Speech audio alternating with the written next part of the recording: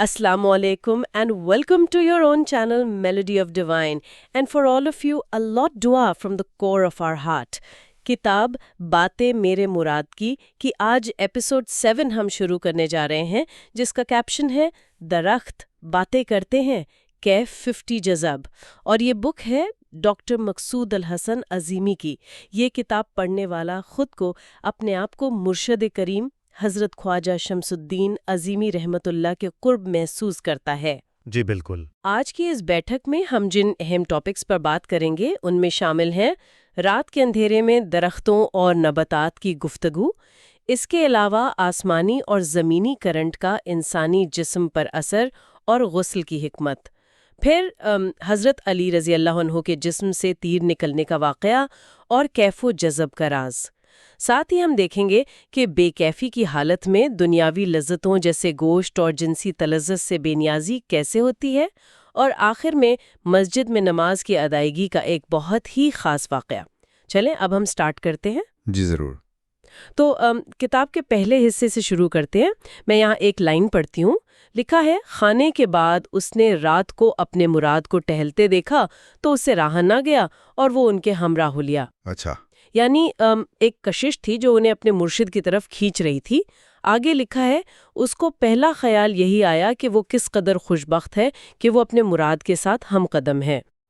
हाँ, देखें, जब इंसान किसी ऐसी अजीम हस्ती के साथ चलता है ना, तो उसके अंदर एक तरह का फ़ख्र पैदा होना बहुत ही फितरी सी बात है। बिल्कुल, यानी एक इंसानी जिबिलत है। लेकिन अगली ही लाइन में कुछ और ही हो जाता है। लिखा है कि कुछ ही देर में इस फ़ख्र पे सदातमंदी का एहसास गालिब आ गया। उनके कुर्बत में फ़ख्र की गर्दन का तनाव सदातमंदी के एक ही छींटे ने भिगोकर ढीला कर दिया। सुभान अल्लाह। ये दरअसल अना के मिटने का सफ़र है। फ़ख्र एक बहुत ही मादी एहसास है जो इंसान को अकेला कर देता है। सही। लेकिन जब आप खुलूस के साथ किसी कामिल मुर्शिद के करीब होते हैं तो वो फ़ख्र का जो तनाव होता है ना, वो पिघलने लगता है। इंसान को समझ आती है कि ये मेरी कोई खूबी नहीं है, बल्कि ये तो अल्लाह का फ़ज़ल है। मतलब अपनी हस्ती मिट जाती है। बिल्कुल। ये बिल्कुल वैसे ही है जैसे बारिश का एक कतरा जब तक हवा में होता है तो अपनी अलग पहचान पर फ़ख्र करता है, पर जैसे ही समुंदर में गिरता है तो वो समंदर बन जाता है। क्या बात है। अच्छा, आगे चलते हैं। चहलकदमी के दौरान एक अजीब सा मुशाहिदा होता है। किताब में है, टहलने के दौरान उसे एक अजीब सा एहसास हुआ। वहां अंधेरा होने के बावजूद तारीकी ना थी। रात का अंधेरा भी कुछ रोशन रोशन सा था। माशाअल्लाह। और लिखा है कि दरख्त और पौधे वाज़े तौर पर नजर आ रहे थे। तो इस पर उन्होंने हैरत से अपने मुर्शिद से पूछा, हुजूर, ये नबातात और जमादात भी बातें करते हैं? क्या ये बात दुरुस्त है या ये कोई तमसीली अंदाज़े बयान ही है? ये सवाल असल में तसव्वुफ के एक बहुत बड़े राज की तरफ इशारा कर रहा है। हाँ। देखें, आम तौर पर हम समझते हैं कि अंधेरा सिर्फ रोशनी न होने का नाम है, लेकिन रूहानियत में अंधेरा मादी रुकावटों के हटने का नाम है। जब ज़ाहिरी आंख के देखने के लिए कुछ नहीं बचता, तो जो अंदर की आंख है, जिसे हम बसीरत कहते हैं, वो पूरी तरह बेदार हो जाती है। सही। तो ये अंधेरे में दरख्तों का रोशन नजर आना, ये कोई जादू नहीं है। ये असल में रूह की उस फ्रीक्वेंसी का एक्टिव होना है जहां मादी कसाफत यानी जो भारीपन है वो ख़त्म हो जाता है। और जहां तक दरख्तों और पत्थरों के बातें करने का ताल्लुक है, ये कोई कहानी नहीं है। यानी वाकई में कायनात की हर चीज की अपनी एक फ्रीक्वेंसी है। जी बिल्कुल। हर चीज़ का अपना एक शऊर है। जब इंसानी रूह इस मादी शोर से कटकर उस लतीफ़ फ्रीक्वेंसी पर आती है तो हर शय कलाम करती भी महसूस होती है। सुभान अल्लाह। अच्छा, इसके बाद आगे एक और हैरत अंगीज वाकया है। वो मुर्शिद के कमरे के करीब आते हैं। किताब के अल्फाज हैं, एक साहब चारपाई उठा लाएं। प्लास्टिक की निवार नुमा पट्टी से बुनी हुई लोहे के फ्रेम वाली चारपाई बिछी।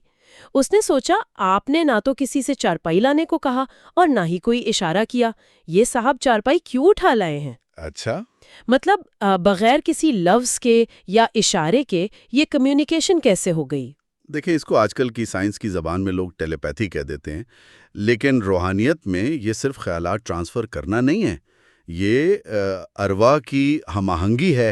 यानी रूहों का कनेक्शन। जी, मुर्शिद और खादिम की सोच ایک ہی لہر پر ایک ہی فریکوینسی پر آ چکی ہوتی ہے، تو بغیر بولے بات سمجھ آ جاتی ہے۔ صحیح۔ اور پھر اس خاموشی میں مصنف کے ذہن میں اچانک غسل جنابت کی فرضیت اور اس کی حکمت کا سوال پیدا ہوتا ہے۔ وہ سوچتے ہیں کہ ایسا کیوں ہے؟ اور یہ سوال آنا بھی اسی روحانی ماحول کی انرجی کا اثر تھا۔ مرشد کی موجودگی میں مرید کے ذہن میں اکثر وہی سوالات ابھرتے ہیں جن کا جواب مرشد دینا چاہتے ہیں۔ ماشاءاللہ۔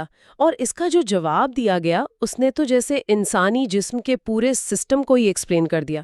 مرشد نے جواب دیا کہ زمین میں دوڑ کرنے والا کرنٹ انسان میں دوڑ کرنے والے کرنٹ سے زیادہ ہے۔ جی۔ اور پھر مزید وضاحت کی، جب زمین کا کرنٹ انسان میں داخل ہوتا ہے تو انسانی جسم کے اندر داخل ہو کر خالی جگہوں کو بھرتا ہے، اور تونڈ نکلنے اور گردن موٹی ہونے کی یہی وجہ ہے کہ زمینی کرنٹ وہاں جمع ہوتا رہتا ہے۔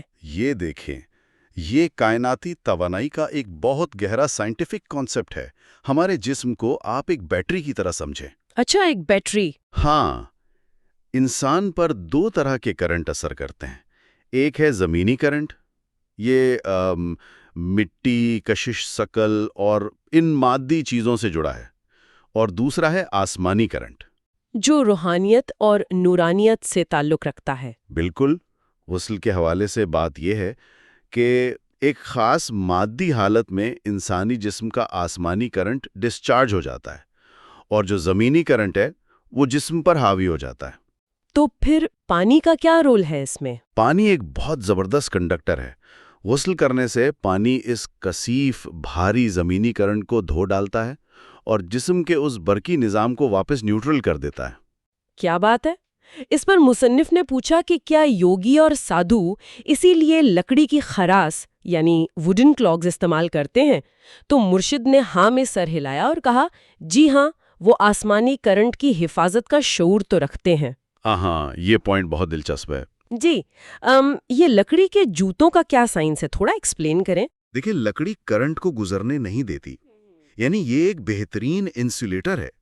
جب یوگی لوگ مراقبہ کرتے ہیں تو وہ کائنات سے وہ لطیف آسمانی کرنٹ وصول کر رہے ہوتے ہیں۔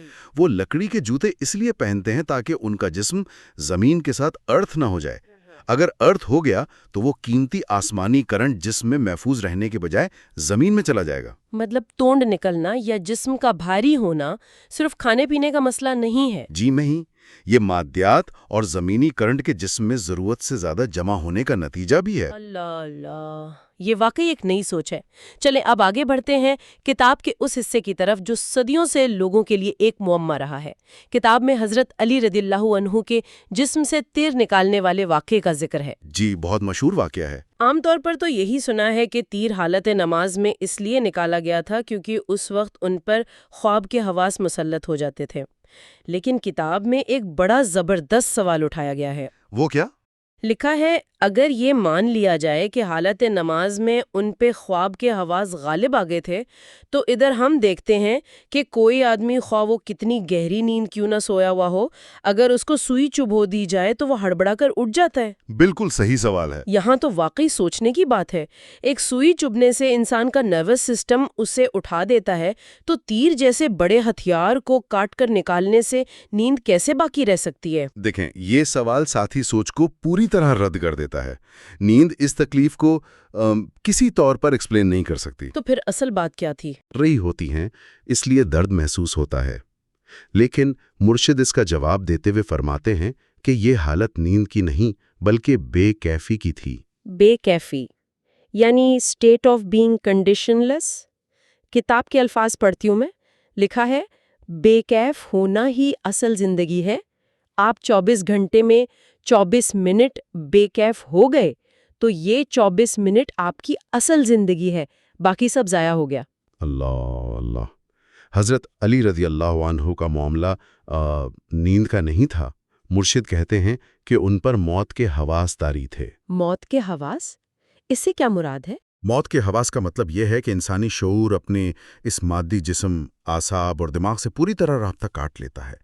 جسم ایک بے جان خول کی طرح رہ جاتا ہے، روح سیدھا اللہ کے بارگاہ میں پہنچ جاتی ہے۔ اب جب شعوری جسم میں نہیں ہے تو درد کسے محسوس ہوگا؟ سبحان اللہ، یعنی شعور کا جسم سے مکمل انخلا۔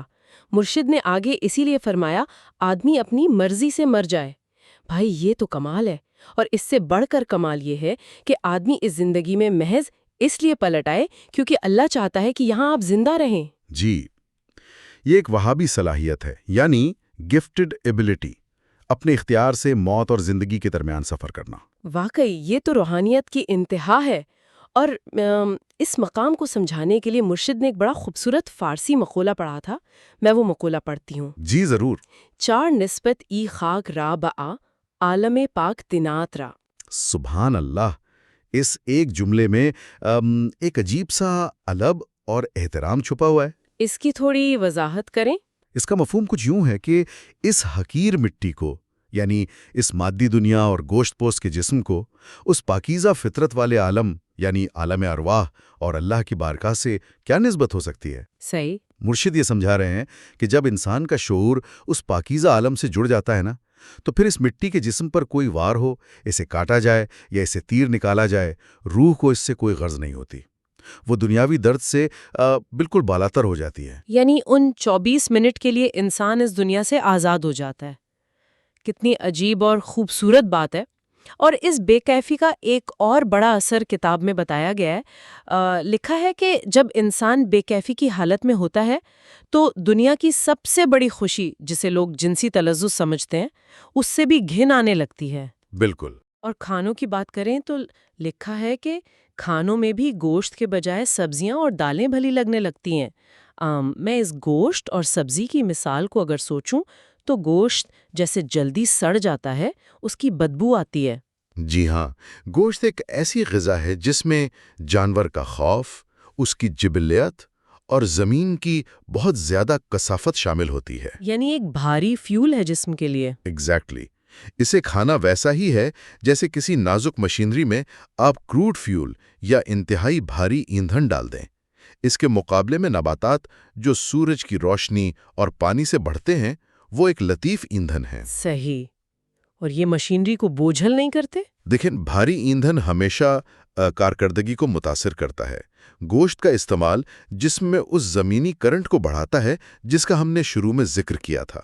صوفیہ ہمیشہ اپنی خوراک کے بارے میں بہت سینسٹیو رہے ہیں، تاکہ مادی کرنٹ حاوی نہ ہو جائے۔ بالکل۔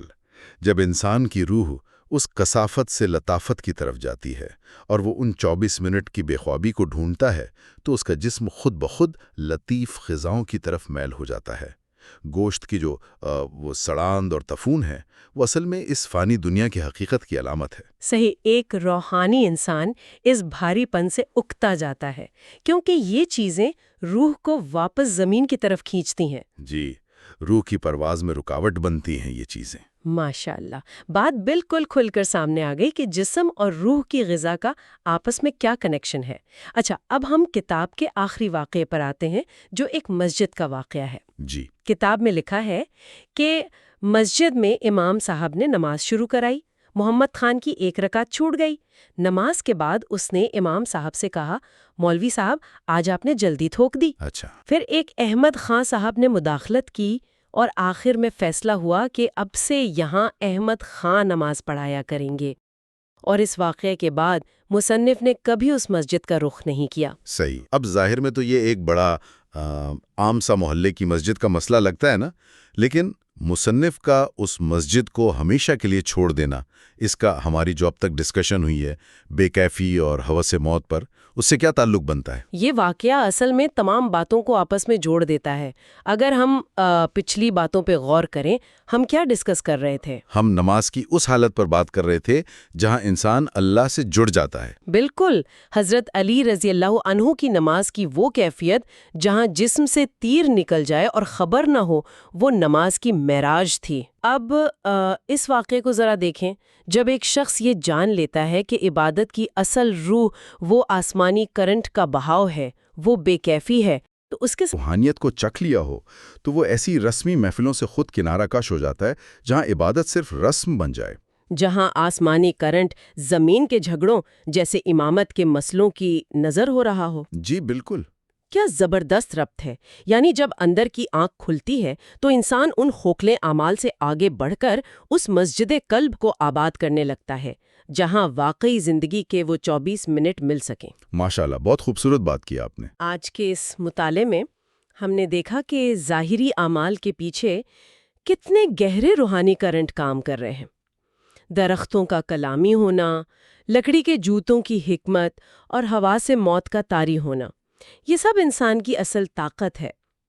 اس گفتگو کو سمیٹتے ہوئے ایک خیال ذہن میں آتا ہے۔ جی، کیا خیال ہے؟ آج کے دور میں ہم اسمارٹ فونز اور ڈیجیٹل ڈیوائسز سے ہر وقت جڑے رہتے ہیں، تو سوچئے کیا یہ آلات جن کے بغیر ہم ایک پل نہیں رہ سکتے، یہ ہمارے لیے جدید دور کے مصنوعی زمینی کرنٹ تو نہیں بن گئے؟ بہت اہم پوائنٹ ہے یہ۔ جو مسلسل ہماری توجہ اور انرجی کو اس مادی دنیا میں کھینچ کر ہمیں ارتھ کر رہے ہیں، اور ہمارا جو لطیف آسمانی کرنٹ ہے وہ ضائع ہو رہا ہے۔ بالکل صحیح۔ یہی وجہ ہے کہ آج کل کے انسان کے لیے ان 24 منٹ کی بے کیفی اور سکون کو پانا پہلے سے کہیں زیادہ مشکل ہو گیا ہے۔ لیکن کہیں زیادہ ضروری بھی ہو گیا ہے۔ یہ ایک ایسا سوال ہے جس پر ہم سب کو تنہائی میں ضرور غور کرنا چاہیے۔ آپ کا بہت شکریہ کہ آپ نے ساری پوڈ کاسٹ سنی اور دیکھی۔ امید ہے کہ آپ کے دل معرفت کے روشنی سے منور ہوئے ہوں گے۔ اگر آپ نے چینل میلوڈی آف ڈیوائن کو سبسکرائب نہیں کیا تو پلیز کر لیں، لائک کر دیں ویڈیو کو اور forward it to the ones whom you think they are interested to listen such kind of spiritual content جو کہ آپ کو سکھاتا اور آپ کے نرشمنٹ کرتا ہے۔ اور اگر آپ نے ریڈنگ سیشن لوہے قلم کے پوڈ کاسٹ نہیں دیکھی اور سنی تو لازمی پلے لسٹ میں جا کے سنیے۔ بہت دعا کے ساتھ، اللہ حافظ ٹو آل۔